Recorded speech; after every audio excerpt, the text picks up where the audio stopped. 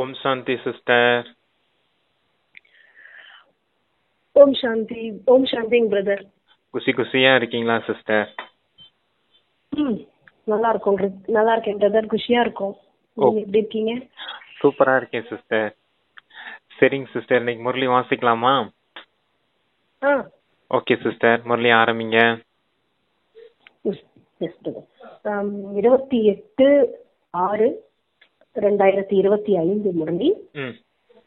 காலை முரளி பாப்தாதா மதுபன். பாபா உண்மையான குழந்தைகளே, தன்னுடைய முன்னேற்றத்திற்காக தினந்தோறும் தூங்குவதற்கு முன்பு தனது கணக்கு வழக்கை பாருங்கள். நாம் முழு நாளில் யாருக்கும் துக்கம் கொடுக்கவில்லை தானே என சோதிக்க சொல்றார் பாபா. அதான் உங்களுக்கு இன்னைக்கு தூங்குறதுக்கு முன்னாடி நீங்க என்னென்ன தவறு செஞ்சீங்க அப்படிங்கறது மாதிரி கணக்கு வழக்கு பாருங்க அப்படிங்கறத சொல்றாரு. இன்னைக்கு யாருக்காவது துக்கம் கொடுத்தனா அப்படிங்கறது மாதிரி சோதனை பண்ணுங்க. இதெல்லாம் எப்ப செய்யணும்னா, நைட்டு தூங்குறதுக்கு முன்னாடி கொஞ்ச நேரம் அமர்ந்து அதை சிந்தனை செஞ்சு பார்க்கணும். நம்ம இன்னைக்கு என்ன தவறு செஞ்சோம், தவறு செய்யல அப்படிங்கறத சோதனை செஞ்சு பார்க்கணும். இதைத்தான் மம்மா டே கிளாஸ்ல கூட வந்திருந்துச்சு. மம்மா கிளாஸ் வந்திருந்துச்சு இல்லையா? அன்னைக்கு கூட மம்மா அதை தான் இருந்தாங்க. நைட்டு தூங்குறதுக்கு முன்னாடி நீங்க ஒரு 10 நிமிஷம் 15 நிமிஷமாவது அமர்ந்து நீங்க இன்னைக்கு நாள் முழுக்க உங்களுடைய லாப நஷ்ட கணக்க சோதனை செய்யணும் அப்படின்னு சொல்லியிருந்தாங்க. அதைத்தான் இன்னைக்கு பாபாவும் சொல்லியிருக்காங்க. Okay sister. கேள்வி பாபா என்ன சொன்னா, மகான் சௌபாக்கியசாலி குழந்தைக்குள் என்ன தைரியம் இருக்கும்? அதுக்கு பதில் மகான் சௌபாக்கியசாலியாக இருப்பவர்கள் கணவன் மனைவி ஒன்றாக இருந்தாலும் சகோதர மனப்பான்மையில் இருப்பார்கள். ஆண் பெண் என்ற உணர்வு இருக்காது. உறுதியான நிச்சய புத்தி இருக்கும். நான் மாணவன், இவரும் மாணவன், இவர் சகோதரர் சகோதரி ஆகிவிட்டோம் என்பதை மகான் சௌபாக்கியசாலி குழந்தைகள் தான் புரிந்து கொள்வார்கள். ஆனா இந்த தைரியம் தன்னை ஆத்மா என்று புரிந்து கொள்ளும் போது மட்டும்தான் இருக்கும் அப்படின்னு சொல்றாரு. சௌபாக்கியசாலி குழந்தைகள் யார மகான் சௌபாக்கியசாலி அப்படின்னு சொல்ல முடியும் அப்படின்னா, கணவன் மனைவி சேர்ந்தே இருந்தாலும் அவங்க தங்களை சகோதர மனப்பான்மையோடு இருப்பாங்க. ஆண் பெண் அப்படிங்கிற அந்த உணர்வு இருக்காது. சகோதரன் சகோதரி அப்படிங்கிற அந்த உணர்வோடு இருப்பாங்க. இந்த மாதிரி உணர்வோடு இருக்கணும் அப்படின்னா கூட நிச்சய புத்தி உறுதியாக இருக்கணும். கூடவே அந்த ஆத்மாவை பார்க்கக்கூடிய அந்த தைரியம் இருக்கணும். அந்த ஆத்மா உணர்வுல இருக்கிறதுக்கான பயிற்சி இருந்தாதான் இந்த மாதிரி இருக்க முடியும் அப்படின்னு சொல்றாரு. அப்படிப்பட்டவங்களதான் மகான் சௌபாக்கியசாலி குழந்தைகள் அப்படின்னு சொல்லியிருக்காங்க. ஓகே சிஸ்டர், முரளி ஸ்பீட் வாசிங்க பார்க்கலாம். அடுத்து பாடல் பாபா முகத்தை பார்த்துக்கொள் மனிதா அப்படின்னு சொல்லி ஆரம்பிக்கிறாரு. ஓம் சாந்தி. தூங்குவதற்கு முன்பு யாருக்கும் துக்கம் கொடுக்கவில்லை தானே, எவ்வளவு நேரம் பாபாவை நினைத்தேன் என தங்களது அன்றைய கணக்கை பார்த்து கொள்ளுங்கள் என தினந்தோறும் பாபா குழந்தைக்கு புரிய வைக்கிறாரு. இது முக்கியமான விஷயமாகும். பாட்டில் கூட நாம் எவ்வளவு கீழான நிலையிலிருந்து உயர்ந்த நிலைக்கு மாறி இருக்கிறோம் என உள்நோக்கு முகமாக இருந்து பார்த்து கொள்ளுங்கள் என்று கூறப்படுகிறது. முழு நாளில் எவ்வளவு நேரம் தங்களுடைய இனிமையான தந்தையை நினைவு செய்தேன். எந்த ஒரு தேகதாரியும் நினைக்கவில்லை தானே. அனைத்து ஆத்மாக்களுக்கும் தன்னுடைய தந்தையை நினைவுங்கள் என்று கூறப்படுகிறது. அத சொன்னோமான்னு செக் பண்ண சொல்றாரு. இப்போ திரும்பி போக வேண்டும். எங்கே போக வேண்டும்னு பாபா கேட்கிறாரு. சாந்தி தாமத்துக்கு சென்று பிற புது உலகத்தில் வர வேண்டும். இது பழைய உலகம் அல்லவா? தந்தை வரும்போதுதான் சொர்க்கத்தோட வாயில் திறக்கும். இப்போ குழந்தைகளாகிய நீங்கள் நாம் சங்கமயுகத்துல இருக்கோம் என அறிந்து கொள்கிறீர்கள். சங்கமயுகத்துல படகுல அமர்ந்து பிறகு இறங்கி விடுகிறார்கள். இதுவும் அதிசயமாக இருக்கு அப்படின்றாரு. இப்போது நீங்கள் சங்கமயுகத்துல புருஷோத்தமர்களாக மாறுவதற்காக, அதாவது இந்த விஷக்கடலை கடந்து செல்வதற்காக படகில் ஏறி அமர்ந்திருக்கிறீங்க. பிறகு இந்த பழைய கலியுக உலகத்துல இருந்து மனதை விலக்கி விட வேண்டும். ஓகே, என்ன சொல்றாருன்னா அப்பா சொல்றாருன்னா, அந்த நீங்க தூங்குவதற்கு முன்னாடி சார்ட் வைக்கணும். தந்தையின் நினைவுல எவ்வளவு தூரம் நம்ம இருந்திருக்கோம் அப்படிங்கிறத நல்ல விதத்துல சார்ட் வைங்க. அதை இரவு தூங்குறதுக்கு முன்னாடி சோதனை செய்யுங்க அப்படின்னு சொல்லியிருந்தாரு. அடுத்து வந்து இந்த சங்கம யுகம் அப்படிங்கிறது ஒரு படகோட்டி தந்தை வந்திருக்காரு. உங்களை இக்கரையில இருந்து அக்கறை கழிச்சிட்டு போறதுக்காக வந்திருக்காரு. அப்ப இந்த படகுல நீங்க போய்கிட்டு இருக்கீங்க. சங்கம யுகம் அப்படிங்கறதே ஒரு படகு. உங்க வாழ்க்கைங்கிற படகை கரையேற்றுறதுக்காக வந்திருக்காரு. ஆனா என்ன செய்யறாங்க, விஷக்கடல்ல இருந்து பார்க்கடலுக்கு போய்கிட்டு இருக்கும் போதே இடையில குழந்தைங்க இறங்கி போயிடுறாங்க அப்படிங்கறத சொல்றாரு. அதாவது தந்தையின் கையை விட்டுட்டு போயிடுறாங்க. நீங்க அப்படிலாம் போயிடக்கூடாது. நல்ல விதத்துல புருஷார்த்தம் செய்து தந்தையின் கூடவே வீட்டுக்கு போகணும் அப்படிங்கிறதுக்காக அதை சொல்லியிருக்காங்க சிஸ்டர். சரி வாசிங்க. சங்கமயுகம் படகுன்னு சொன்னீங்களா, அது என்ன பிரதர்? வாழ்க்கைங்கிற படகு சிஸ்டர். சங்கமயுகம்ன்றது இந்த கலியுகம்ன்றது இந்த பக்கம் இருக்கக்கூடிய துக்கதாமம். அடுத்து அங்கிட்டு இருக்குது சத்தியுகம்ன்றது சுகதாமம். ரெண்டுக்கு நடுவுல சங்கமயுகம் இருக்குது இல்லையா? கலியுகம் ஒரு பக்கம் இருக்குது, சத்தியுகம் ஒரு பக்கம் இருக்கு. நடுவுல இருக்க சங்கமயுகம் இருக்குது பாத்தீங்க இல்லையா? அங்கதான் வந்து படகோட்டி தந்தை வாராரு. சங்கமயுகத்துல வந்து நம்ம வாழ்க்கை படகு எப்படி போய்கிட்டு இருந்துச்சு, துக்கதாமம் பக்கமா போயிட்டு இருந்துச்சு. அத அப்படியே சுகதாமம் பக்கமா திருப்பி அழைச்சிட்டு போறதுக்காக வந்திருக்காரு. அதான் அப்படி போய்கிட்டு இருக்கோம் படகுல. ஆனா நீங்க இறங்கிட்டீங்கன்னா என்ன ஆயிடும் அப்படின்னா விஷக்கடல்ல போய் விழுந்துருவீங்க, பார்க்கடலுக்கு போக முடியாம போயிடும் அப்படிங்கறதுக்காக அதை சொல்லியிருக்காங்க. பாபா சொல்ற இப்போ நீங்க சங்கமத்துல புருஷோத்தம்னா மாறுவதா, அதாவது விஷக்கடலை கடந்து செல்வதா படகுல அமர்ந்திருக்கீங்க. நீ சொல்லிட்டேனா பிரதர்?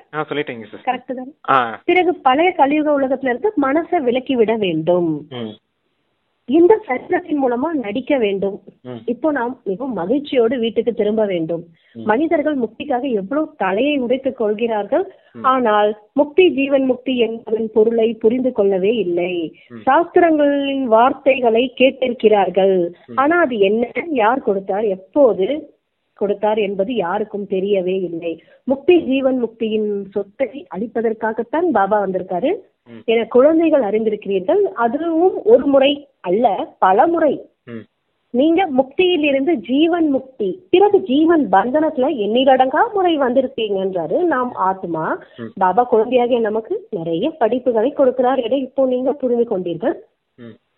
நீங்கள் பக்தி மார்க்கத்தில் துக்கத்துல நினைத்தீர்கள், ஆனா அறிந்து கொள்ளவே இல்லை. இப்போ என்னை எப்படி நினைக்க வேண்டும், நினைத்தால் உங்களுடைய விகர்மம் அழியும் என நான் உங்களுக்கு என்னுடைய அறிமுகத்தை கொடுக்கிறேன். இதுவரை எவ்வளவு பாவ கர்மம் நடந்திருக்கிறது என்பது தனது கணக்கு வழக்கை சோதித்தால் தெரியும். யார் சேவையில் ஈடுபட்டிருக்கிறார்களோ அவர்களுக்கு தெரிகிறது. குழந்தைகளுக்கு சேவையில் ஆர்வம் இருக்கிறது. தங்களுக்குள் கலந்து ஆலோசித்து மனிதர்களின் வாழ்க்கையை வைரம் போல் மாற்றுவதற்கு கிளம்புகிறார்கள். இது எவ்வளவு புண்ணிய செயல். இதில் செலவாகும் என்ற விஷயம் கிடையாது. வைரம் போன்று மாறுவதற்காக தந்தையை நினைக்க வேண்டும். புஷ்பராகம், பச்சைக்கல் போன்ற பெயர்கள் தேவதைகளாக உங்களுடையது. எவ்வளவு நினைக்கிறீர்களோ அவ்வளவு வைரம் போல மாறுவீர்கள். சிலர் மாணிக்கம் போல, சிலர் புஷ்பராகம் போல மாறுவார்கள். 9 ரத்தினங்கள் இருக்கிறது அல்லவா? யாருக்காவது கிரகச்சாரம் பிடித்து விட்டால் 9 ரத்தினங்களோட மோதிரத்தை அணுகிறார்கள். பக்தி மார்க்கத்தில் நிறைய மந்திரங்கள் ஜபம்லாம் செய்ய கற்றுக் கொடுக்கறாங்க. இங்கேயோ அனைத்து தர்மத்தினருக்கும் மன்மனா பவ என்ற ஒரே மந்திரம் மட்டும் தான் கொடுக்கப்படுது. ஏனென்றால் இறைவன் ஒருவர் தான். மனிதரிலிருந்து தேவதையாவதற்கு அல்லது ஜீவன் முக்தி, அதாவது முக்தி ஜீவன் முக்தி பெறுவதற்கான முயற்சி இது ஒன்றுதான். தந்தையை மட்டும் நினைக்க வேண்டும். கஷ்டப்படுவதற்கான விஷயமா எதுவும் இல்லை. எனக்கு ஏன் நினைவு இருப்பதில்லை என யோசிக்க வேண்டும். முழு நாளில் எவ்வளவு நேரம் மட்டும் நினைவு செய்தேன். இந்த நினைவில் இருந்தால் நாம் சதா ஆரோக்கியமாக நோயற்றவாக மாறுவோம் என்றால் ஏன் நமது சாட்டை வைத்து சுய முன்னேற்றம் அடையக்கூடாது? ஓகே, ஆத்மாக்கள் எல்லோருமே எங்க இருக்கீங்க இப்ப? பாகத்தை நடிச்சிட்டு இருக்கீங்க. முதல்ல முக்தி, இங்கிருந்து சாந்தி தாமம் போகணும். அடுத்து ஜீவன் முக்தி தாமம், அதாவது சுகதாமம் வரணும். அடுத்து ஜீவன பந்தனம், மீண்டும் நரகம் துக்கதாமத்துல ராவணராஜ்யத்துக்குள்ள வர வேண்டியது இருக்குது. இந்த டிராமா ஒரு முறை இல்ல, பல முறை இப்படி சுத்தி வந்துட்டே இருக்குது அப்படின்றாரு. நீங்களும் பல முறை முக்திக்கு போயிருக்கீங்க, ஜீவன் முக்திக்கு வந்திருக்கீங்க, ஜீவன பந்தனத்துக்குள்ள வந்திருக்கீங்க அப்படின்னு சொல்றாரு. இப்ப நீங்க சேவாதாரி குழந்தைகளா இருக்கீங்க. மனிதர்களை எல்லாம் அந்த ரத்தினத்துக்கு சமமா மாத்தணும் அப்படிங்கிற இந்த சேவையில ஈடுபட்டிருக்கீங்க அப்படின்னு சொல்றாரு. அதாவது அந்த புஷ்பராகம், கோமேதகம், மாணிக்கம் இதெல்லாம் இருக்குது இல்லையா, எல்லாமே எப்படி அந்த விதவிதமான மாணிக்கம்லாம் மாறுச்சு அப்படின்னா தந்தை நினைவுல இருக்கிறதன் மூலமா இப்ப நீங்க சோழிக்கு சமமா இருக்கீங்க, தந்தை உங்களை வைரத்துக்கு சமமா மாத்திட்டு இருக்கேன் அப்படிங்கிறதுக்காக அந்த நவரத்னத்தின் உதாரணம் கொடுத்திருந்தாரு. அந்த நவரத்ன மோதிரத்தை கூட பக்தி மார்க்கத்துல என்ன செய்யறாங்கன்னா, நவரத்ன மோதிரம் நம்ம கையில அணிஞ்சுக்கிட்டோம்னா கிரகச்சாரம் விலகும் அப்படின்னு சொல்றாங்க. அந்த கிரகச்சாரம் விலகுதுன்னா எப்படி கிரகச்சாரம் விலகுது அப்படிங்கறதே தெரியாது அவங்களுக்கு. இப்ப தந்தை வந்துதான் நம்மள அந்த தோழில இருந்து வைரமா மாத்துறதுக்கான முயற்சி செய்துட்டு இருக்காரு. ஒரே ஒரு காரியம் செய்யுங்க, நினைவுல இருங்க, தூய்மையா இருவீங்க, அப்புறம் ரத்தினமும் மாறிடுவீங்க அப்படிங்கறத சொல்லியிருக்காரு. Okay sister. தோஷம் இருந்தா போடுவாங்க சொல்லுவாங்க ஏதாவது, அதான் கிரகச்சாரம் சொல்லிதாரு. தோஷம்க்கு என்ன அர்த்தம் பிரதர்? தோஷம்னா அந்த ஒரு உங்களுக்கு நீங்க ஏதோ செஞ்சிருக்கீங்க, அந்த தோஷம் இருக்கு, இத போடுங்க எல்லாம் உங்களுக்கு சரியா. பாவம் ஏதோ செஞ்சிருக்கீங்க. ஓகே, அதுதான் பாபா சொல்றாரு, உங்க தலையில என்ன நினைங்க. ஆமா, நினைச்சீங்கன்னா பாவங்கள் அறிஞ்சு போயிடும். அவ ரெண்டுக்கும் வித்தியாசம் தெரியுதுங்களா? ஆமா, ஞானத்துக்கும் பக்திக்கும் பாபா சொல்றது. சரிங்க பிரதர். பலர் 2 நாட்கள் 4 நாட்கள், அதாவது ஏன் சார்ட் வைக்கலன்னு பாபா கேட்டாரு. சார்ட்டை வைத்து சுய முன்னேற்றம் ஏன் அடையக்கூடாது அப்படி கேட்டுட்டு பாபா சொல்ற, பலர் 2 நாட்கள் 4 நாட்கள்லாம் சார்ட் எழுதிட்டு பிறகு மறந்து போகிறார்கள். வேறு யாருக்கு வேண்டுமானாலும் புரிய வைப்பது எளிது. புதிய உலகத்திற்கு சத்தியுகம் என்றும் பழைய உலகத்துக்கு கலியுகம்னு பெயர். கலியுகம் மாறி சத்தியுகம் வரும். மாறும்போதுதான் நான் புரிய வைத்து கொண்டிருக்கிறேன் சங்கம யுகத்துல. பாபா சொல்றாரு. அதே நிராகார தந்தை தான் இப்பொழுது பிரம்மா பாபாவோட உடலில் வந்து நமக்கு சொல்றேன், பிரவேசமாகி நம்மை படிக்க வைத்துக் கொண்டிருக்கிறேன்னு சொல்றாரு என்பதில் பல குழந்தைக்கு உறுதியான நிச்சயமே இல்ல. நீங்க வந்திருக்கிறது யாரு அப்படி கேக்குறாரு. அட பிராமணன் நீங்கள் அல்லவான்னு பாபா திரும்பவும் சொல்றாரு. மறந்துடுறீங்க. பிரம்மகுமார் பிரம்மகுமாரி என அழைக்கப்படுகிறீங்க. அதனுடைய பொருள் என்ன?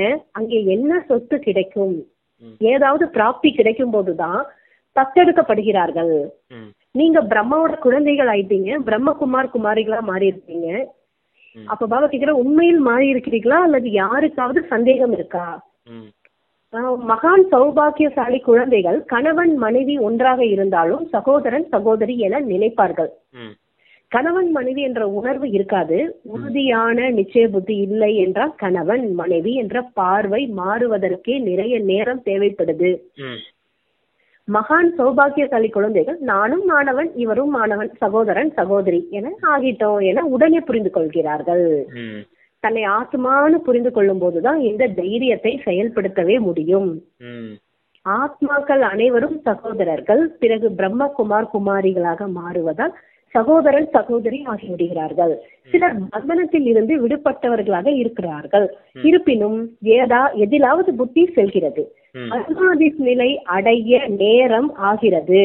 குழந்தையாகிய உங்களுக்கு மிகுந்த குஷி இருக்கணும். எந்த சச்சரவும் இல்லை உங்களுக்கு. இப்போ ஆத்மாக்களாகிய நாம் பழைய உடலை விட்டுட்டு இப்போது தந்தையிடம் செல்கிறோம். நாம் எவ்வளவு நடித்திருக்கிறோம், இப்போது சக்கரம் முடிய போகுது. இவ்வாறு தனக்கு தானே பேசிக்கொள்ளுங்கள். எவ்வளவு பேசிக் கொண்டிருக்கிறீர்களோ அவ்வளவு மகிழ்ச்சியாக இருப்பீங்க. மேலும் எதுவரை நாம் லக்ஷ்மி நாராயணனை மணப்பதற்கு தகுதி அடைந்துள்ளோம் என தன்னுடைய நடத்தையை பார்த்து கொண்டே இருங்கள். இப்போ சிறிது நேரத்துல இந்த பழைய உடலை விட வேண்டும் என புத்தியின் மூலம் புரிந்து கொள்ளப்படுகிறது. நீங்கள் நடிகர்கள் அல்லவா? தன்னை நடிகர் என புரிந்து கொள்கிறீர்களா? முன்பு புரிந்து கொள்ளவில்லை, இப்போது ஞானம் கிடைத்திருக்கிறது என்றால் உள்ளுக்குள் குஷி இருக்கணும். பழைய உலகத்தின் மீது வைராகிய வெறுப்பு வர வேண்டும். நீங்கள் எல்லையற்ற சன்னியாசி ராஜயோகின்றாரு. இந்த பழைய உடலை புத்தியினால சொல்லிடலாம் சிஸ்டர். அதான் நீங்க இப்ப நிராகார தந்தை வந்திருக்காரு, பிரம்மா உடல்ல பிரவேசமா இருக்காரு. அதன் மூலமா தான் தந்தை ஞானம் கொடுத்துட்டு இருக்காரு. நீங்க யாரா இருக்கீங்க? பிரம்மகுமார குமாரிகளா இருக்கீங்க. எப்படி பிரம்மகுமார குமாரிகள் ஆயிருக்கீங்களா ஆகலையா அப்படின்னு கேட்டிருக்காரு. பிரம்மகுமார குமாரிகள் ஆயிருக்கீங்க அப்படின்னா நீங்க கணவன் மனைவி சேர்ந்து இருந்தாலும் யாரா இருக்கீங்க? சகோதர மனப்பான்மையோட இருக்கணும். உங்களுக்குள்ள நீங்க சகோதரன் சகோதரியா ஆகுறீங்க அப்படிங்கறத சொல்லியிருக்காரு. அப்புறமேலு அந்த உண்மையிலேயே அந்த ஆத்மா அப்படிங்கிற அந்த உணர்வு இருக்கும் போதுதான் அந்த தைரியம் கூட இருக்கும். உங்களுடைய பார்வை மாறும் அப்படிங்கறத சொல்றாரு. இவங்களும் ஆத்மா, நம்மளும் ஆத்மா, இவரும் சிவபாபாவின் மாணவர், நம்மளும் சிவபாபாவின் மாணவர், அந்த மனப்பான்மை வரும் அப்படிங்கறத சொல்லியிருக்காங்க. அடுத்து இந்த மாதிரி பந்தனத்துல இருந்து விடுபட்டவங்க கூட இருக்காங்க. ஆனாலும் புத்தி அங்கங்க அலைஞ்சிட்டு தான் இருக்குது. கர்மாத்தீத் நிலை அடையிறதுக்கான நேரம் கூட ஜாஸ்தியா ஆகுது அப்படிங்கறத சொல்றாரு. அது இறுதி நேரத்துலதான் அப்பா கர்மாத்தீத் நிலையை அடைய முடியும்னு சொல்லியிருக்காரு. இருந்தாலும் இப்ப நீங்க முயற்சி செய்யணும் இல்லையா அப்படிங்கறத சொல்லியிருக்காங்க. இப்ப கர்மாத்தீத் நிலையை அடைய முடியாது, இறுதி நேரத்துல கர்மாத்தீத் நிலையை அடைய முடியும். இப்ப அதற்கான காரியம் செய்யுங்க, தந்தை நினைவுல இருங்க, உள்நோக்கம் முகமாகி உங்களுக்குள்ள நீங்களே பேசிக்கோங்க. இப்ப நம்ம இந்த பழைய உடலை விட்டுட்டு, இந்த பழைய உலகத்தை விட்டுட்டு இப்ப நம்ம சாந்தி தாமம் போக போறோம், அடுத்து சுகதாமம் போக போறோம் அப்படிங்கிற இந்த குசியிலே இருங்க. உங்களுக்குள்ள நீங்களே பேசிட்டு இருந்தீங்கன்னா குசி இருக்கும் இல்லையா அப்படின்னு சொல்லியிருக்காரு. இப்ப உங்களுக்கு ஞானம் முழுமையா கிடைச்சிருக்குது. இந்த பழைய உலகத்தின் மீது, இந்த பழைய உடலின் மீது முழுமையான ஒரு வைராகியம் உண்டாகணும் உங்களுக்கு அப்படின்னு சொல்லியிருக்காங்க சிஸ்டர். சரி, வாசிங்க அடுத்து. நீங்கள் எல்லையற்ற சந்நியாசி, ராஜயோகி. இந்த பழைய உடலை புத்தியினால் சந்நியாசம் செய்ய வேண்டும். இதனுடன் புத்தியை ஈடுபடுத்தக் கூடாது என ஆத்மா புரிந்து கொள்கிறது. புத்தியினால் பழைய உலகம், பழைய உடல் சந்நியாசம் செய்திருக்கிறோம். இப்போ ஆத்மாக்களாகிய நாம் செல்கிறோம், சென்று தந்தையை சந்திப்போம். அதுவும் ஒரு தந்தையை நினைக்கும் போதுதான் நடக்கும். வேறு யாரையாவது நினைத்தால் நிச்சயம் நினைவு வரும். பிறகு தண்டனையும் அடைய வேண்டியிருக்கும், மேலும் பதவியும் குறைந்து போகும். நல்ல நல்ல மாணவர்கள் நாங்க ஸ்காலர்ஷிப் அடைந்து காட்டுவோம் எனக்கு தனக்குத்தானே உறுதிமொழி தான் எடுக்கிறாங்க. அவ்வாறு இங்கேயும் கூட தந்தையிடம் இருந்து முழுமையாக ராஜ்யபாகத்தை அடைந்து காட்டுவோம் என ஒருவருக்குள்ளும் இந்த எண்ணம் இருக்க வேண்டும். அவர்களோட நடத்தையும் அவ்வாறு இருக்கும். இன்னும் போக போக முயற்சி செய்து செய்து முன்னேறி செல்ல வேண்டும். தினம்தோறும் மாலையில் தன்னுடைய நிலையை சோதித்துக் கொள்ளும் போது அந்த நிலை ஏற்பட்டுவிடும். பாபாவிடம் ஒவ்வொருவரோட செய்திகளும் வருகிறதல்லவா, பாபா ஒவ்வொருவரையும் புரிந்து கொள்ள முடியும். ஒரு சிலரை பார்த்து உங்களுக்கு அது தெரியவில்லை என கூறிவிடுகிறார். இந்த லட்சுமி நாராயணனை போன்ற முகம் தெரிவதே இல்லை. நடத்தை, உணவு போன்றவைகளை பாருங்கள். எங்கே சேவை செய்கிறீர்கள், பிறகு எவ்வாறு மாறுகிறீர்கள். நாம் ஏதாவது செய்து காட்ட வேண்டும் என்று மனதுக்குள் நினைக்கிறார்கள். இதில் ஒவ்வொருவரும் சுதந்திரமாக தனது அதிர்ஷ்டத்தை உருவாக்கி கொள்வதற்காக படிக்க வேண்டும். ஒருவேளை ஸ்ரீமத் படி நடக்கவில்லை என்றால் உயர்ந்த பதவி பெற முடியாது. இப்போது தேர்ச்சி அடையவில்லை என்றால் ஒவ்வொரு கல்பத்திலும் தேர்ச்சி அடைய முடியாது. நாம் எந்த பதவியை அடைய தகுதியா பெற்றிருக்கிறோம். நீங்க எல்லையற்ற சன்னியாசியா இருக்கீங்க, ராஜயோகியா இருக்கீங்க அப்படின்னு சொன்னாரு. அப்ப நம்ம இந்த பழைய உலகம், பழைய தேகத்தை விட்டுட்டு இப்ப வீட்டுக்கு போகணும் அப்படிங்கிற அந்த நினைவு இருக்கணும். ஸ்காலர்ஷிப் அடையணும் அப்படின்னு சொல்லியிருக்காரு. மாணவர்களுக்கு நாம் நல்லா படிச்சு நல்ல உயர்ந்த ஸ்காலர்ஷிப் அடையணும், நல்ல பதவி அடையணும் அப்படிங்கிற நினைவு இருக்கணும். அதற்கான முயற்சியை மாணவர்கள் செய்வாருங்க இல்லையா. அதே போல நீங்க கூட தந்தை கிட்ட இருந்து நம்ம நல்ல விதத்துல படிச்சு முழுமையான அந்த ராஜ்ய பாக்கியத்தை அடையணும் அப்படிங்கிற அந்த ஒரு எண்ணம் இருக்கணும் உங்களுக்கு அப்படின்னு சொல்லியிருக்காரு.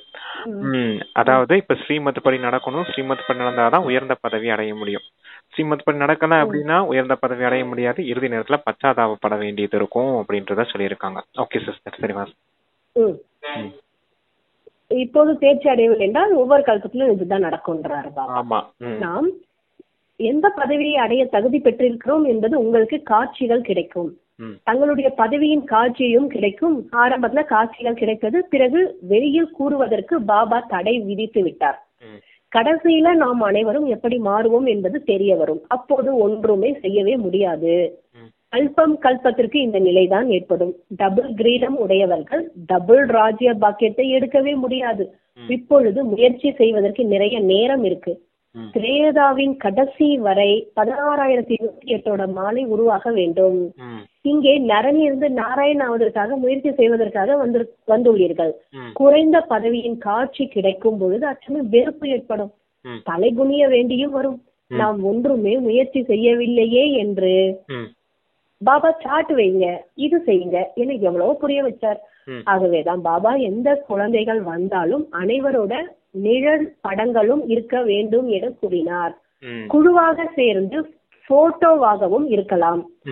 குழுக்களை அழைத்து வருகிறீர்கள் அல்லவா, பிறகு அதில் தேதி, நெகட்டிவ் அனைத்தும் இணைந்திருக்க வேண்டும். யார் விழுந்தார்கள் என பாபா கூறிக்கொண்டே இருப்பார். பாபாவிடம் அனைத்து செய்திகளும் வருகிறது, தெரிவித்துக் கொண்டே இருப்பார். எத்தனை பேரை மாயா இழுத்து கொண்டு போய்விட்டது, மடிந்து போய்விட்டார்கள். பெண் குழந்தைகள் கூட பலர் விழுகிறார்கள், ஒரேடியா கெட்ட நிலை அடைகிறார்கள். அதை பற்றி கேட்காதீர்கள். இருங்க சொல்லுவோம் அத என்னன்னு. இப்ப அந்த திரேதாயுக இறுதி வரைக்கும், சத்தியுகத்திலிருந்து திரேதாயுக இறுதி வரைக்கும் 16,108 பேர் தயாராகணும். அவங்கதான் அந்த ராஜ்ய பாக்கியத்தை அடையக்கூடியவங்க, உயர்ந்த பதவியை அடையக்கூடியவங்க. அப்படிப்பட்டவர்களா ஆகணும் அப்படின்னு சொல்லியிருக்காரு. அப்புறமேல் என்ன சொல்றாரு அப்படின்னா, இங்க கூட்டிட்டு வர்றீங்க இல்லையா மதுபனுக்கு, அப்ப சென்டர் சகோதரி எல்லாம் அந்த குரூப்பா போட்டோ நெகட்டிவ்ஸ் எல்லாம் எடுத்து வச்சு அந்த டேட் குறிப்பிட்டு வச்சிருக்கணும் அப்படின்னு சொல்றாரு பாபா. எல்லாம் எடுத்து வச்சிருக்கணும், தந்தை கிட்ட கொடுத்துட்டு போயிருக்கணும். அப்ப பாபா நோட் பண்ணி வச்சுக்கிடுவார் இல்லையா. அப்புறம் சென்டருக்கு போனதுக்கு அப்புறம் கேட்பாரு, எத்தனை பேர் சென்டர்ல அன்னைக்கு இத்தனை பேர் இருந்தீங்க இல்லையா, ஒரு 40 பேர் வந்திருக்காங்கன்னா அன்னைக்கு 40 பேர் அழைச்சிட்டு வந்தீங்கல்ல சகோதரி, இப்ப இருக்காங்களா, அவங்க என்ன செய்யறாங்க அப்படின்னு விசாரிப்பாரு இல்லையா பாபா லெட்டர் மூலமாவே. இல்ல பாபா அன்னைக்கு வரும்போது 40 பேர் இருந்தாங்க, அப்புறமே 30 பேர் தான் ஆயிட்டாங்க, 10 பேர் காணாம போயிட்டாங்கன்னு சொல்லுவாங்க இல்லையா. அப்ப அதான் பாபா நோட் பண்ணிக்கிடுவேன் அப்படிங்கறத சொல்றாரு. எத்தனை பேர் மாயைக்கு வசமாகி மாயை உங்களை இழுத்துட்டு போயிருச்சு அப்படிங்கறத நோட் பண்ணிக்கிடுவேன் அப்படின்னு சொல்றாரு. அதுவும் பெண் சகோதரிகள் கூட அந்த கெட்ட நிலையை அடையிறாங்க அப்படிங்கறத சொல்லியிருக்காரு பாபா. அந்த மாதிரி விகாரங்களுக்கு வசமாகி போயிடக்கூடாது, தந்தையின் கையை விட்டுட்டு போயிடக்கூடாது அப்படிங்கறதுக்கு சொல்லியிருக்காங்க. ஏன்னா இது பெருசா எந்த முறையிலும் அதிகமா சொல்ல மாட்டாரு, இன்னைக்கு சொல்லியிருக்காரு. ஓகே சிஸ்டர், சரிவா. சொல்றாரு பெண் குழந்தைகள் கூட பலர் ஒரேடியா கெட்ட நிலை அடைகிறாங்க. அதை பற்றி கேட்காதீங்க, அதுவேதான் பாபா குழந்தைகள் எச்சரிக்கையாக இருங்க என்கிறார். மாயை ஏதாவது ஒரு ரூபத்தை ஏற்று பிடிக்கிறது, யாருடைய பெயர் ரூபத்தையும் பார்க்காதீர்கள். நல்லது, இந்த கண்களினால் பார்க்கிறீர்கள், ஆனால் புத்தி என்ற கண் மூலமா ஒரு பாபாவை மட்டும் நினைக்க வேண்டும். மூன்றாவது கண் கிடைத்திருக்கிறது அல்லவா, ஆகவே பாபாவை மட்டும் பாருங்கள், நினைங்கள். தேக உணர்வை விட்டுக்கொண்டே செல்லுங்கள். கண்கள் கீழே பார்த்து கொண்டும் யாரிடமும் பேசக்கூடாது. இவ்வாறு கிடையாது, இவ்வாறு பலவீனமாக கூடாது. பார்த்து கொண்டு இருந்தாலும் புத்தியோட தொடர்பு தன்னுடைய இனிமையான மணவாளனிடம் இருக்க வேண்டும். இந்த உலகத்தை பார்த்து கொண்டு இருந்தாலும் உள்ளுக்குள் இது சுடுகாடு ஆக போகுது அப்படின்னு புரிந்து கொள்ள சொல்றார் பாபா. இதோடு ஏன் தொடர்பு வைக்க வேண்டும்? உங்களுக்கு ஞானம் கிடைத்திருக்கிறது அல்லவா, அதை கடைபிடித்து அந்த ஞானத்தை அதன்படி நடக்கணும் அப்படி சொல்றாரு. குழந்தையாகிய நீங்க பட கண்காட்சியை புரிய வைக்கும். என்ன சொல்லியிருக்காரு அப்படின்னா, அந்த 3ஆம் கண் இருக்கு இல்லையா, அது எப்பவும் விழிப்பு நிலையில இருக்கணும் அப்படின்னு சொல்லியிருக்காரு. அடுத்தவங்களை பார்க்கும் போது கூட ஆத்ம உணர்வுல பார்க்கணும் அப்படின்னு சொல்றாரு. உங்களுடைய பார்வை கீழே போக கூடாது அப்படின்னு சொல்றாரு. யார பார்த்தாலும் இந்த பக்தி மார்க்கத்துல சொல்லுவாங்க, கண்ணுக்கு கண் பார்த்து பேசுங்க அப்படின்னு சொல்லுவார். ஆனா பாபா என்ன சொல்றாரு அப்படின்னா, ஒருத்தவங்களை பாக்குறீங்கன்னா அவங்களோட நெத்திய பார்த்து பேசுங்க அப்படின்னு சொல்லுவார். நெத்திக்கு நெத்தி பார்த்து பேசும்போதுதான் அவங்க ஆத்மா அங்கதானே உட்கார்ந்து இருக்குது. நமக்கு இந்த ஸ்தூல கண்ணுக்கு ஆத்மா தெரியாதுன்னாலும் நெத்திய பார்த்து பேசும்போது உள்ள இருக்க ஆத்மா வாய் மூலமா பேசிட்டு இருக்க அந்த நினைவு வந்துடும். அதனாலதான் நெத்திய பார்த்து பேசுங்க அப்படின்னு சொல்லுவாரப்பா. அது போல நெத்திய பார்த்து பழகுற பயிற்சி செய்யணும். ஆத்மாவை பார்த்து பேசுங்க அப்படின்னு சொல்லுவாரு பாபா. ஆனா ஆத்மா நம்ம கண்ணுக்கு தெரியல, எப்படி பார்த்து பேசுறதுன்னு கேட்பாங்க சில பேர். அதனாலதான் நெத்திய பார்த்து பேசுங்க, உள்ள இருக்க ஆத்மா வாய் மூலமா பேசிட்டு இருக்குது அப்படிங்கிற அந்த உணர்வோட இருக்கணும். அதான் 3ஆம் கண் விழிப்பு நிலையில இருக்கிறது அப்படிங்கறத சொல்றாரு. இந்த பழைய உலகத்தை இந்த ஸ்தூல கண்ணாலதான் பாத்துக்கிட்டு இருப்போம். அப்ப இந்த பழைய உலகத்தை பார்த்தாலே இது மொத்தமா சுடுகாடாக போகுது அப்படிங்கிற அந்த 3ஆம் கண்ணுடைய விழிப்பு நிலை இருக்கணும் அப்படின்னு சொல்றாரு. ஏன்னா இப்ப உங்களுக்கு ஞானம் கிடைச்சிருக்குது, அப்ப இந்த பழைய உலகத்தின் மீது முழுமையான வைராக்கியம் வேணும் இல்லையா உங்களுக்கு. அதுக்குத்தான் உங்களுக்கு 3ஆம் கண் கொடுக்கப்பட்டிருக்குது. எதை பார்த்தாலும் இந்த 3ஆம் கண் மூலமாவே பாருங்க அப்படின்னு சொல்லியிருக்காரு. சரிங்க சிஸ்டர். குழந்தையாக நீங்கள் பட கண்காட்சியை புரிய வைக்கும் போது 1000 முறைகள் வாயிலிருந்து பாபா பாபா என வர வேண்டும். பாபாவை நினைப்பதால் உங்களுக்கு எவ்வளவு நன்மை நடக்கும். என்னை மட்டும் நினைத்தால் விகர்மமும் அழியும் என பாபா கூறுகிறார்.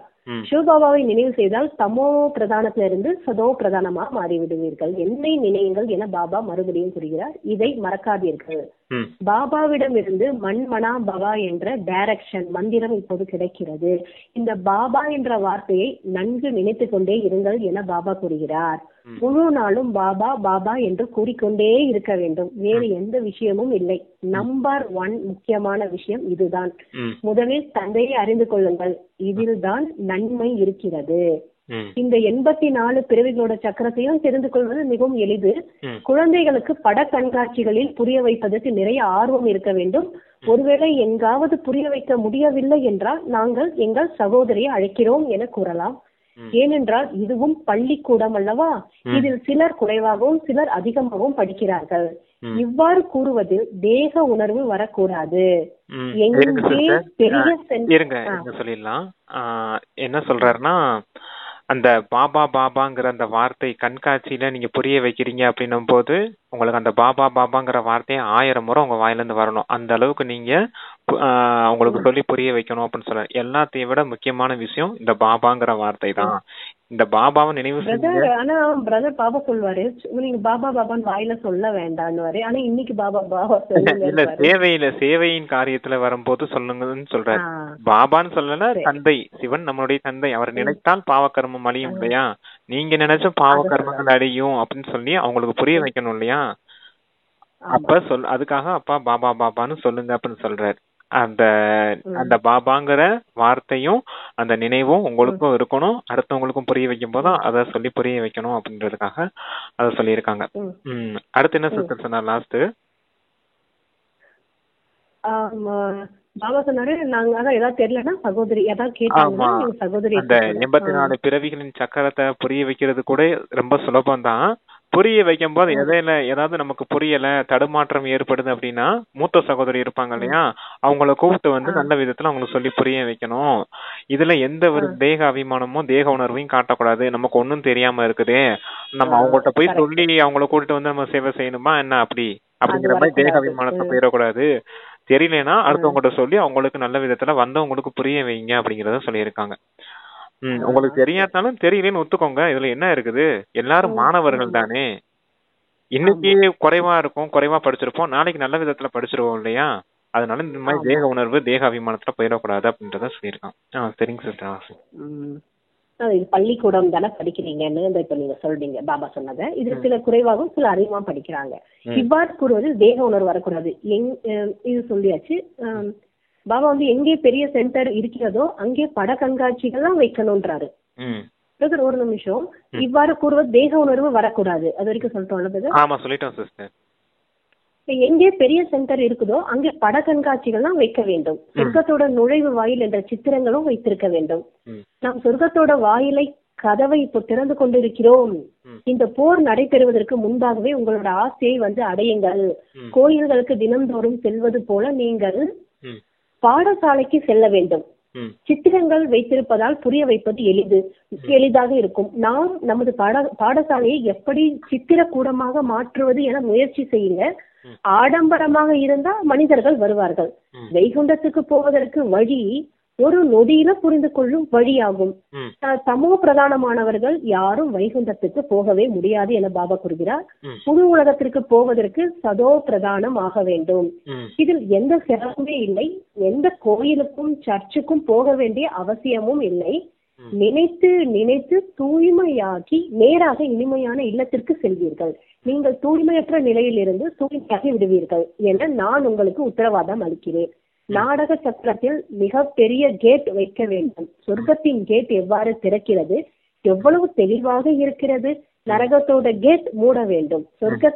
நரகத்தின் பெயரே இருக்காது. கேட் மூடணும். சொர்க்கத்துல நரகத்தோட பெயர் இருக்காது. கிருஷ்ணரை எவ்வளவு நினைக்கிறாங்க, ஆனா அவர் எப்போ வந்தாரு என்பது யாருக்குமே தெரியாது. எதையுமே அறிந்து கொள்ளல, கிருஷ்ணரையும் அறியவில்லை. பகவான் மீண்டும் ராஜயோகம் கற்பிக்கிறார். இந்த நினைவு மட்டும் இருந்தால் எவ்வளவு மகிழ்ச்சியாக இருக்கும். நாம் இறைவனின் மாணவர்கள் என்ற மகிழ்ச்சியும் இருக்க வேண்டும். இதை ஏன் மறக்க வேண்டும்? பாபா சொல்லி முடிக்கிறாரு. நல்லது. ஆமா, இப்ப அந்த கிருஷ்ணரை எவ்வளவு நினைவு செய்யறாங்க, ஆனா அந்த கிருஷ்ணர் எப்ப வந்தாருன்னு யாருக்குமே தெரியாது அப்படின்னு சொல்லியிருக்காரு. நீங்க அந்த சித்திர கோடமா மாத்தணும் அப்படின்னு சொல்லியிருந்தாரு. பெரிய சென்டர்ஸ் எல்லாம் இருக்குதுன்னா அதை நல்ல போட்டோஸால அலங்காரம் செய்து நல்ல ஆடம்பரமா டெக்கரேட் பண்ணி வைக்கணும். ஆடம்பரத்தை பார்த்து மனிதர்கள் கவர்ச்சி அடைஞ்சு வருவாங்க இல்லையா. இது என்ன இங்க இப்படி வச்சிருக்கீங்க, எக்ஸிபிஷன் மாதிரி வச்சிருக்கீங்க, என்ன இதுன்னு கேட்பாங்க இல்லையா. அப்ப அந்த சித்திரத்தை வச்சுலாம் நல்ல விதத்துல புரிய வைக்க முடியும் இல்லையா. குறிப்பா அந்த நாடக சக்கரத்தின் சித்திரம் இருக்கு இல்லையா, அதுல அந்த சொர்க்கத்தின் கேட் ஓபன் ஆகிறது மாதிரியும் நரகத்தின் கேட் மூடுறது மாதிரியும் வைக்கணும் அப்படின்னு சொல்றாரு. இந்த கலியுகம் மூடுறது மாதிரியும் அங்க சொர்க்கத்தின் கதவு அந்த சத்தியுகம் திறந்து போறது மாதிரியும் வைக்கணும் அப்படின்றத சொல்றாரு. அந்த சித்திரம் கூட நம்ம சென்டர்ஸ்ல இருக்கும். அப்ப அத சொல்றாரு அப்பா, இந்த மாதிரி சித்திரம் வச்சிருந்தீங்கன்னா எப்படி இதுக்கு வச்சிருக்கீங்க, இதுக்குடைய அர்த்தம் என்னன்னு கேட்டாங்கன்னா நல்ல விதத்துல உங்களால புரிய வைக்க முடியும் இல்லையா அப்படின்னு சொல்றாரு. அப்புறம் இந்த கிருஷ்ணரை பத்தி எவ்வளவு மகிமை செய்யறாங்க, என்னென்னமோ செய்யறாங்க. கிருஷ்ண ஜெயந்தி கொண்டாடுறாங்க, கிருஷ்ணர் தான் கீதையை சொன்னார், என்னென்னமோ விஷயங்கள்லாம் சொல்றாங்க. ஆனாலும் இந்த கிருஷ்ணனை பத்தி யாருக்குமே எதுவும் தெரியாது அப்படின்றத சொல்றார். கிருஷ்ணன் ராஜயோகம் கற்பிக்கல, ஆனா சிவபகவான் தான் ராஜயோகம் கற்பித்து கொண்டிருக்கிறார் அப்படின்னு சொல்லி முடிச்சிருக்காங்க. சூப்பரான முரளி சொல்லியிருக்காரப்பா. ஓகே சிஸ்டர், தாரணைக்கான முக்கிய சாரம் சிஸ்டர். பாபா தாரணையில ஃபர்ஸ்ட் பாயிண்ட் முழு நாளும் வாயிலிருந்து பாபா பாபா என்று வந்து கொண்டே இருக்க வேண்டும். பட கண்காட்சிகளில் புரிய வைக்கும் பொழுது குறைந்தது 1000 முறையாவது பாபா பாபா என்று வர வேண்டும். இரண்டாவது பாயிண்ட் இந்த கண்களினால் அனைத்தையும் பார்த்து கொண்டு இருந்தாலும் ஒரு தந்தையோட நினைவு மட்டும் இருக்கட்டும். தங்களுக்குள் பேசிக் கொள்ளும் பொழுது மூன்றாவது கண் மூலமாக ஆத்மாவையும் ஆத்மாவோட தந்தையும் பார்ப்பதற்கு முயற்சி செய்ய வேண்டும். அப்புறம் வரதானம்ல ஒவ்வொரு வினாடி மற்றும் எண்ணத்தை விலை மதிப்பற்ற முறையில் பயன்படுத்தக்கூடிய விலை மதிப்பற்ற ரத்தினம் ஆகுங்கள். புரியுதுங்களா? வரதானம் முன்னோட சொல்லட்டுங்களா? இல்ல சிஸ்டர், அந்த விளக்கம் மட்டும் சொல்லுங்க, புரிஞ்சது எனக்கு. விளக்கம் சொல்ல சரி. சங்கமத்தின் ஒரு வினாடி கூட மிகவும் அதிகமான மதிப்பு இருக்கு. எவ்வாறு 1க்கு லட்சம் மடங்கு கிடைக்கிறதோ அவ்வாறு ஒருவேளை ஒரு வினாடி வீணாகிறது என்றாலும் லட்சம் மடங்கு வீணாகிறது. ஆகையினால இந்த அளவு கவனம் கொடுத்தீர்கள் என்றால் கவனக்குறைவு முடிவடைந்து விடும். இப்பொழுதோ உங்களிடம் கணக்கு கேட்பவர்கள் எவரும் இல்லை. ஆனால் கொஞ்ச சமயத்திற்கு பிறகு பச்சாதாபம் ஏற்படும். ஏனென்றால் இந்த சமயத்திற்கு அதிகமான மதிப்பு இருக்கிறது. யார் தன்னுடைய ஒவ்வொரு நொடி ஒவ்வொரு எண்ணத்தை விலை மதிப்பற்ற முறையில் பயன்படுத்துகிறார்களோ அவர்களே விலை மதிப்பற்ற ரத்தினம் ஆகிறார்கள். ஓகே, அதாவது சங்கம யுகத்துல ஒவ்வொரு நேரம் ஒவ்வொரு எண்ணத்தையும் நல்ல விதத்துல பயன்படுத்தணும் அப்படின்னு சொல்றாரு. ஏன்னா விலை மதிக்க முடியாத நேரம் இந்த சங்கமயுக நேரம். இங்க ஒரு நொடிக்கான வேல்யூ எவ்வளவுனா பல லட்சம் மடங்கு அப்படின்னு சொல்றாரு. நீங்க ஒரு நொடி கரெக்டா சங்கமயுகத்தை பயன்படுத்தினா லட்சம் மடங்கு பாக்கியத்தை சேமிச்சக்கூடிய நேரம் அது. அதே போல ஒரு நொடி வீணடிச்சீங்கன்னா என்ன ஆகும் அப்படின்னா பல மடங்கு அந்த நஷ்டத்துக்கு உள்ளாயிடும் இல்லையா? அப்ப நீங்க அந்த அளவுக்கு கவனம் கொடுக்கணும் அப்படின்றத சொல்றாரு. கவனக்குறைவு உடையவரா இருக்கக்கூடாது. ஒவ்வொரு நொடி ஒவ்வொரு நேரத்துக்கும் அந்த அளவுக்கு கவனம் கொடுக்கணும் அப்படின்னு சொல்லியிருக்காங்க. அடுத்து அந்த நேரத்துக்கு இப்போ கேட்கவங்க யாரும் இல்லைன்றாரு. கணக்கு கேட்பவர்கள் எவருமே இல்ல. ஆனா கொஞ்ச சமயத்துக்கு பச்சாதாபம் கிடைக்கும் அப்படின்றாரு. பச்சாதாபம் ஏற்படும். அதான் இந்த நேரத்துல உங்ககிட்ட கணக்கு கேட்கறதுக்கு யாரும் இல்லைன்னா இப்ப நீங்க நேரத்தை வீணடிச்சீங்களா, நொடியை வீணடிச்சீங்களான்னு நம்மளுக்கு கேள்வி கேட்க யாரும் இல்லை இல்லையா? ஆனா தர்மராஜபுரிக்கு போன உடனே நமக்கு தெரியும் இல்லையா, நம்ம இவ்வளவு நேரத்தை சங்கம் இவ்வளவு நேரத்தை வீணடிச்சிட்டோம் அப்படின்றது தெரியும் இல்லையா? அப்ப நம்ம எவ்வளவு உயர்ந்த பதவி அடைஞ்சிருந்துருக்க முடியும். ஆனா இப்ப பாருங்க எவ்வளவு குறைவான பதவி அடைய வேண்டியதா போயிடுச்சு அப்படிங்கிறது அந்த பச்சாதாபம் ஏற்படும் இல்லையா கொஞ்ச காலம் சமயத்துக்கு அப்புறம் அப்படின்னு சொல்றது தர்மராஜ்புரியில அடையக்கூடிய தண்டனை பொறுத்து இருக்குதுன்றது சொல்றேன். அடுத்து என்ன சிஸ்டர் சொன்னாரு? இந்த சமயத்துக்கு அதிகமான இப்ப மதிப்பு இருக்கு அப்படின்றாரு. யார் தன்னுடைய ஒவ்வொரு நொடி ஒவ்வொரு எண்ணம் அத நல்ல முறையில பயன்படுத்துறாங்க அவங்கதான் ரத்தினம்ன்றாரு. அதுவும் விலை மதிக்க முடியாத ரத்தினம் ஆகிறார்கள். நம்மளதான் விலை மதிக்க முடியாத ரத்தினம் ஆகிறார்கள் அப்படின்னு சொல்லியிருக்காங்க. ஒவ்வொரு கொடுக்கும் பகவானோட குழந்தை.